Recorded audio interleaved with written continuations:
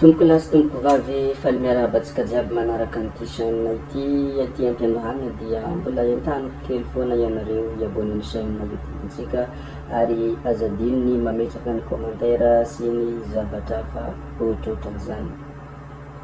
Androany isika iresaka momba any gasikara fenosoa. I gasikara fenosoa, iza moa i gasikara fenosoa? I gasikara fenosoa dia mpikabary gaigilahy ary mpikabary matianina tsy mahalala ny gasikara fenosoa raha any amin'ny sehatra kabary malagasy.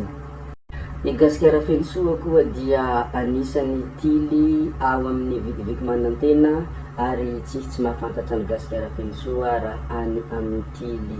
Ary indrindrandrindra ny tena nahafantarany maro ny gasikara fenosoa dia journaliste matianina, mpanao gazety matianina izay miasa ao amin'ny fahitalavitra izay antsoina hoe Real TV.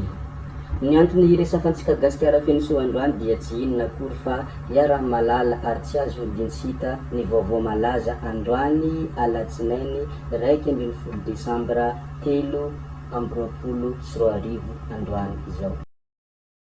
Taorian'ny fanadihadina natao tamin'ny zoma 4 Desambra 2023 lasa teo dia niverina eny fiadanana androany maraina indray i mpanao gazety ny Real TV gasikara fenosoa miaraka amin'ny mpisolo vavany Monsieur Eric Rafidson. Raha niresaka mandeha dia ny fandaharana nataony gasikara fenosoa izay niarahana tamin'ny Christian Tabera no antony ny antsoina any gasikara fenosoa tao amin'ny zandaro ny sahana ny heloka bevava.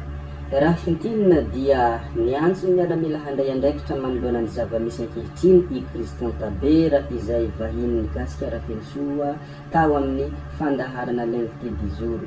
Ary niantso miaramila ihany koa mba hanaitra ny sainy vadiny mba hahatsiaro ilay teny faneva hoe hoany tanindrazana.